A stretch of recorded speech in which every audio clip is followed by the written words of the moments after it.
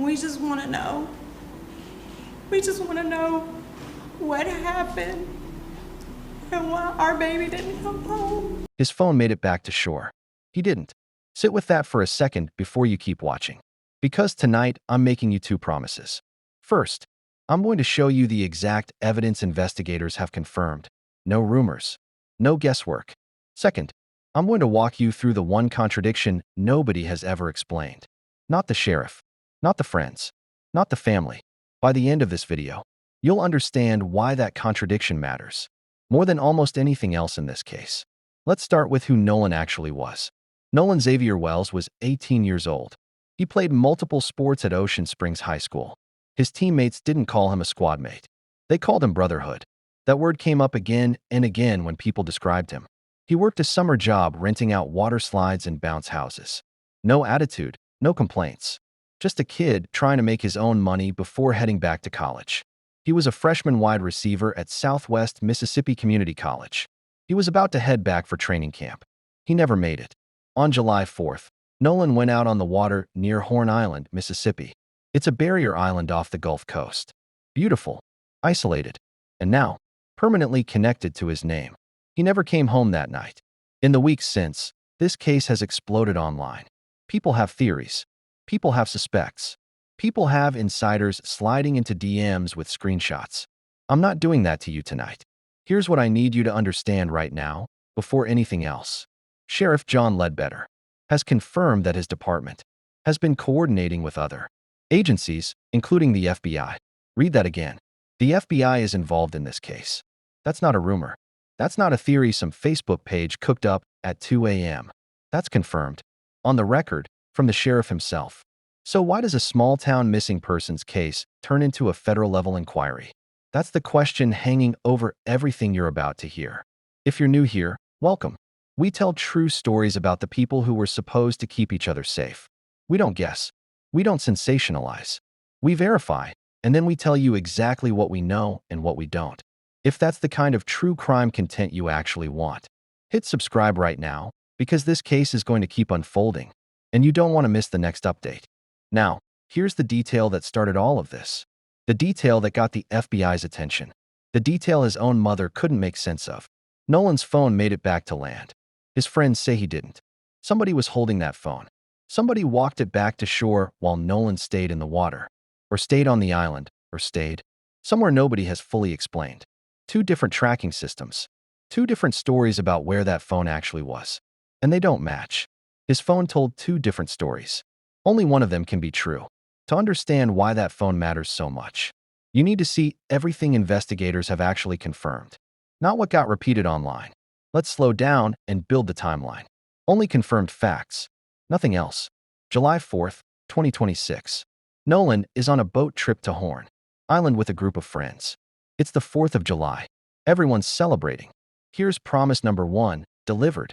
This is everything that's actually been verified about that day. The last confirmed sighting happened sometime in the afternoon. But here's the first problem. Witnesses can't agree on when. One account says 3 o'clock p.m. Another says 3:30. A third says closer to 5 o'clock. Nobody has ever reconciled those three timelines. Not the friends. Not the investigators. Not anyone. Tristan Shepard, one of the young men on the trip, gave an on-camera interview. He said the group took a boat back from Horn Island in the late afternoon. He said Nolan chose to stay behind. According to Shepard, Nolan had met a girl earlier that day. Shepard claims Nolan wanted to stay with her instead of heading back with the group. Investigators have said publicly that they found no immediate signs of foul play. That's their exact position, stated on the record. But here's where it gets complicated. Nolan's phone didn't leave with him. It left with someone else. His parents told reporters they tracked the phone's location and found it moving toward a friend's location, not toward Nolan's last known position. A friend named Tashina eventually retrieved it. Notice something important here. The friends didn't hand the phone over voluntarily. It had to be tracked down. Why would that be necessary if there was nothing to hide? Then comes the detail that stopped a lot of people cold. When Nolan's mother finally got that phone in her hands, she checked his Snapchat. It was wiped clean. Both of his accounts. No saved videos, no photos, nothing. That's not normal. Snapchat content typically disappears within 24 hours, unless someone deliberately saves it. Nolan regularly posted videos when he was out with friends. His family says there should have been something there. There was nothing. 2 days later, on July 6th, a park ranger found a body on the northwestern tip of Horn Island. Dental records and DNA later confirmed the worst. It was Nolan. He was 18 years old. To this day, the official cause and manner of his death have still not been released to the public. Let that sink in for a moment. No cause of death, no manner of death, just silence from the people who are supposed to have answers. So here's where we stand on confirmed facts alone. 3 timelines that don't match. A phone that moved on its own path. A wiped Snapchat account. And a body found 2 days later, with no official explanation of how he died. Every one of those facts came from official statements, sheriff comments, or on-camera interviews. Nothing here is speculation. But confirmed facts only take you so far. Because right underneath all of it sits one contradiction that nobody in this case has ever cleared up. Every fact you just heard is confirmed. What comes next is where confirmed stops and contradiction starts. Every fact you just heard is confirmed. What comes next is where confirmed stops and contradiction starts. Here's promise number 2. This is the contradiction nobody has ever explained. It comes down to 2 pieces of location data: Life 360 and Snapchat. 2 apps, 2 different maps of where that phone actually went. According to the family, the Snapchat location looked completely different than the Life 360 location. When they pulled up Life 360, it showed the phone had been everywhere, including back on land. Read that again. Not possibly back on land. The data showed it was back on land. One family member said it directly. It was showing that he's back on land. But when they asked the friends about it, the answer didn't match. The friends insisted Nolan never made it back with them. So which is it? Either the location data is wrong, or the story about what happened is wrong. Both can't be true at the same time. Let's break down exactly what doesn't add up. 5 specific points, in order. Number 1. 3 different last seen times, 3 o'clock, 3:30, and closer to 5 o'clock, and nobody has ever reconciled them.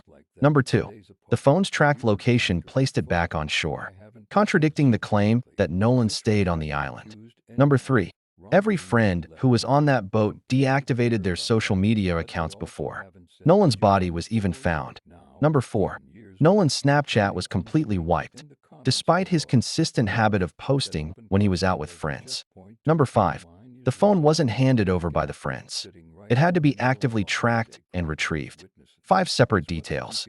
5 separate reasons to ask questions. None of them, on their own, prove anything.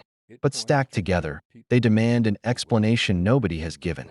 Now, I need to be responsible with you here, because this case has attracted a lot of noise. Some viral claims allege Nolan was assaulted before he ever went into the water. There's an anonymous insider who shared screenshots claiming inside knowledge of the investigation. I'm not going to repeat those claims to you as fact, because they aren't fact. They're unverified. Investigators have said publicly that witnesses dispute any physical altercation involving Nolan that day. Here's the distinction that matters. The phone location contradiction is confirmed by the family's own statements about the tracking apps. The assault claims are not confirmed by anyone with actual knowledge of the case. One is a documented discrepancy. The other is internet speculation. Don't let anyone blur that line for you, including me. This location discrepancy has never been explained by police or by the family publicly. It remains open. It remains unresolved. And it's exactly the kind of detail that turns a local drowning investigation into something the FBI gets pulled into. Because if the location data is accurate, someone needs to explain how a phone got back to land without the person carrying it. And if the location data is wrong, someone needs to explain why nobody has corrected the record. If his phone was really back on land, who was holding it? Tell me below what question you'd want investigators to ask first. Because the contradiction isn't the only thing this case has produced. It's also produced real damage to real families who had nothing to do with what happened to Nolan. One family already knows what it's like when a rumor gets treated like a fact, and that family isn't even the Wellses. Let's talk about the people connected to this case and what's actually been said about them. Tristan Shepard has gone on camera more than once, describing himself as one of Nolan's closest friends. He's used the word best friend. Nolan's own mother heard that claim. She responded directly, "We don't know him, never met him, never been to our house, not once." Sit with that for a moment. A stranger is narrating the final hours of this child's life with more confidence than his own mother has. Meanwhile, the two friends Nolan's family does recognize as his real closest friends have said something very different. They say the story about Nolan choosing to stay behind doesn't even sound like the boy they knew. Two accounts, complete opposites, both claiming to know what really happened that day. There's also a judge connected to this case, whose stepson was on the boat trip that day. That family has reportedly received death threats over a teenager, over rumors that were never confirmed by anyone with real knowledge of the case. Think about that consequence for a second. Real threats, real fear, built on claims nobody has actually proven. If a detail like that doesn't sit right with you either, that's exactly what the like button is for. It tells me you want more cases covered this carefully. Now let's be direct about what investigators have and haven't said. Investigators have publicly stated they've found no confirmed evidence of foul play. Witnesses who were actually interviewed dispute claims of any physical altercation involving Nolan that day. That matters, not because it closes the case, but because it separates what's documented from what's assumed. Because plenty of things have circulated online that don't hold up. A photo of Nolan spread as if it were taken after he disappeared. Its own metadata proved it was from over a week earlier. Someone even generated AI images of this missing teenager. His own mother had to go online and say the internet had gotten unhinged. An anonymous account claiming insider knowledge from investigators shared screenshots and vague hints about a suspect.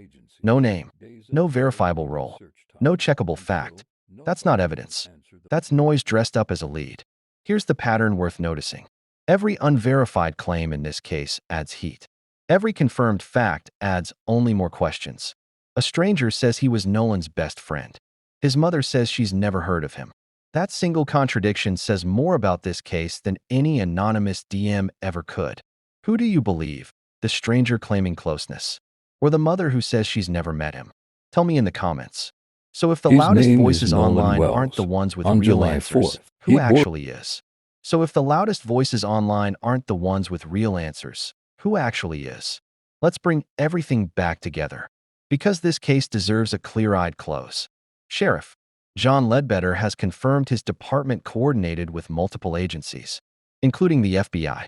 That investigation remains active right now. As you're watching this, the cause and manner of Nolan's death still haven't been released. Not to the media, not to the public. The phone location contradiction, Life 360, showing him back on land, while friends insist he never returned, has never been publicly explained by anyone. 3 mismatched timelines. A wiped Snapchat. Deactivated social media accounts before a body was even found. None of it adds up to a conclusion. All of it adds up to a case that isn't finished. I want to be honest with you about something. This is not a solved case. Anyone telling you they know exactly what happened to Nolan Wells is telling you more than the evidence actually supports. And speculation has already caused real harm here. A judge's family receiving death threats. A mother forced to publicly denounce AI-generated images of her missing son. A stranger inserting himself into a grieving family's story with more confidence than the people who actually raised him. Nolan's grandfather, Christopher Wells Sr., said it best in his own public statement. There has been enough finger-pointing. Let law enforcement do their job. That's not a call to stop asking questions. It's a call to ask the right ones, and to be honest about which answers we actually have. So here's my closing challenge to you. If this were your child, what would you want done differently? Would you want strangers building theories from screenshots and TikTok comments? Or would you want people demanding real transparency about a phone that ended up somewhere it shouldn't have? I think you already know the answer. This case isn't about picking a villain from a group of teenagers. It's about a mother who still doesn't have a cause of death. It's about a family that had to track down their own son's phone instead of having it handed to them. It's about an 18-year-old who went out on the water for the 4th of July and never came home. That contradiction, his phone making it back to shore when he didn't, is still sitting there, unexplained, right now, while the FBI works this case in the background. If investigators ever explain that phone data, would it change what you believe happened to Nolan? Tell me honestly. If you want to know the moment that cause of death gets released, subscribe right now and turn on notifications. I will bring you the update the second it's confirmed. With the same standard you just watched, verified facts only. No speculation dressed up as truth. Until that phone data gets explained, Nolan Wells' story isn't closed. It's just quiet.